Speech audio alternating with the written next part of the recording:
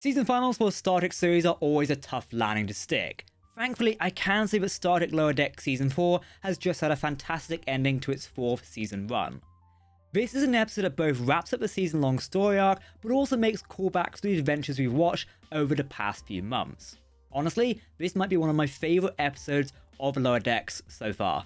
Spoiler warning, this is our review of Star Trek Lower Decks Season 4 Episode 10. If you've not watched and want to avoid spoilers, turn away now. But if you do want them and like our reviews, keep watching. Welcome to Trek Central, I'm your host, Captain Jack, and let's get into it. But as always, as this is my final time of saying it for Lower Decks Season 4, make sure to hit that subscribe button. I'll try that again. Make sure to hit that subscribe button to never miss a video from the team here at Trek Central. You can also follow us on social media for daily updates on the Star Trek universe, and you'll need them with what's coming up sometime soon, particularly with strikes and things like that, so keep following. Okay? Engage. Or I should say warp me, really, shouldn't I? Warp me.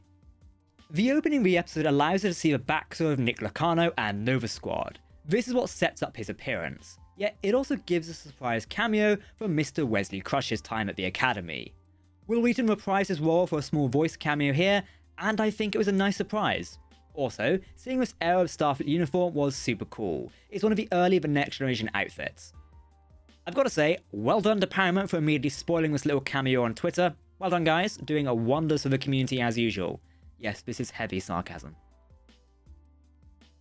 But on a serious note, this little flashback sequence I would regard as vital to the episode. It cemented Mariner's idolization for Cadet Sito Jaxa, which backs up the last episode.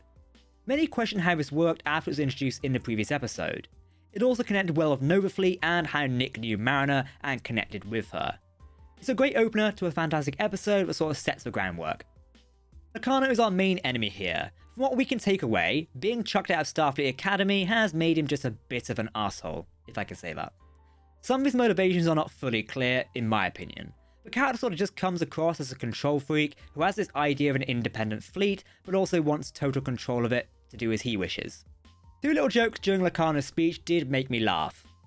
We see Rutherford turn around and say that Nick does look like Tom Paris. Brad reports that Locarno's comment about Nova Fleet being an independent makes the Maquis want to have a word. I did love the running gag of Rutherford thinking he looks like Paris and the others saying they can't really see the similarities. Again, this is a callback because Tom Paris and Nick Locarno are similar. Robert Duncan McNeil played both roles, first in The Next Generation, and then obviously Tom Paris in Star Trek Voyager. There we go. And he does voice the character here as well. Becky's escape from Nick's compound using a Steamrunner class starship. Honestly, this sequence was rather fun to watch, as you've got the Steamrunner being chased by a few starships. I had a quick search for the ship's name. It is called the USS Passaro, NCC 52670. Mr. Pundus, who creates these fantastic thumbnails for our ship videos, put some here, also highlight that the ship is named after Fabio Passaro. He was a CGI artist who worked on tons of Star Trek related things. Sadly, he passed away in 2022, therefore his legacy lives on in Star Trek with a Steamrunner class named after him. Locarno's chase of Beckett into the Iron Storm mirrors the Wrath of Khan. Essentially, we're watching a battle between the Enterprise and Reliant. Screens don't work and only communications to taunt each other, and we've got both the ships drifting over each other in the middle of the clouds. The fact it involves the Genesis device is also funny as well. In an impressive moment, Captain Freeman disobeys orders and decides to mount a rescue. As Freeman's speech comes over the communications and we see everyone scrambling to get the ship moving. What I did not expect was a return to Orion so soon.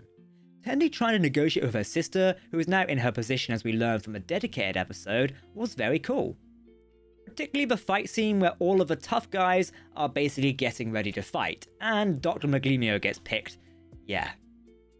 Yes, the expression on Freeman's face said it all, to be honest. But all that sort of worked really well together, even the deal between both parties. Though finding out the ship was kind of a hunk and junk basically sums it all up. Typical. Having a callback to the Mark Twain episode was also hilarious. I think that was one of my favourite episodes from this season, so seeing it called back to in this episode was very funny. Especially as it saves the argument between both engineers.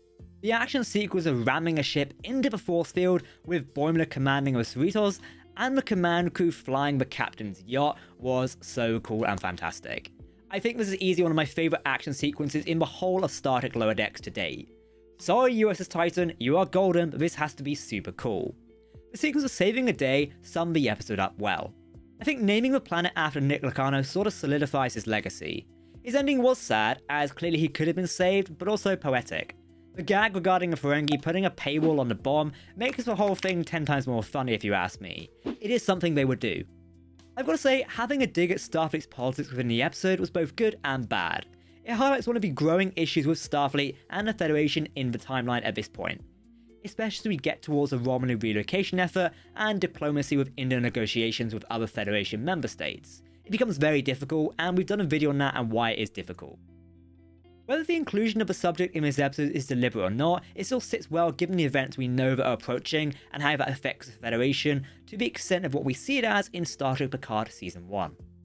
Honestly, this was super cool as a final episode of Star Trek Lower Decks Season 4. This season has been hit or miss for me. Some episodes have been very cool, and some have been a bit falling slightly flat. Still, I think this episode landed very well and cleaned up the storyline arcs of the 4th season. We've got a good conclusion, but on the other hand, revisiting some of the best storylines from the season actually worked super well. For example, the Orion episode and also the Mark Twain elements. Tendi leaving at the end was a bittersweet moment for me, and all of Star Trek Lower Decks fans I think. What did you think of it? Let me know in the comments. Though it does seem like T'Lyn has been positioned to replace her in the main cast. Somewhat of a shame, but this is how crews on starships go. People get replaced and life moves on. We learned recently that T'Lyn would be sticking around for Season 5, thanks to New York Comic Con, yet we did not expect that this would come with a cost of Tendi. I think her departure should have been a longer moment with the crew. This has been one of the original characters of the show. Tendi is our introduction to the USS Cerritos, as she took the viewer with them when she joined the crew in the very first episode. So to now see her depart so quickly, as a surprise and a bittersweet ending with Lower Decks. Hopefully this is not the last we see of the character. She's got to come back in Season 5. I mean, she has to be one of my favourite characters in the show, and that's saying something. Overall, this is a solid ending with Star Trek Lower Decks Season 4. The episode had high stakes and kept me engaged as a viewer. It also makes me wish for more episodes of Lower Decks. I am loving adventures with this crew, and when we get episodes like this, where both the Lower Deckers and the command crew get to work together, I love it. Please give us more of this content. Ultimately, we're going to have to wait and see what happens next for this show in the Star Trek universe. So, what did you think of the 4th season of Star Trek Lower Decks and this final episode of the season? It certainly had some highs and lows, but what do you think of the events that took place?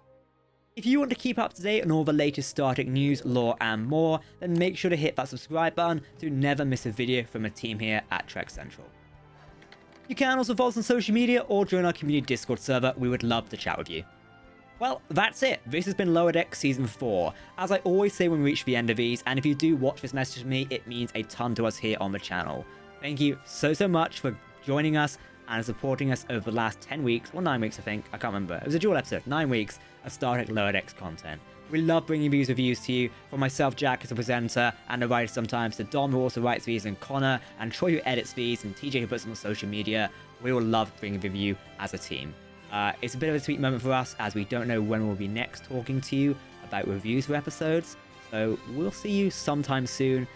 But have a good rest of the year, and if you're rewatching Lower Decks soon, let us know via social media. As always, for now, I've been Captain Jack. Thank you for watching, and we'll see you next time. Live long and prosper, my friends. Goodbye.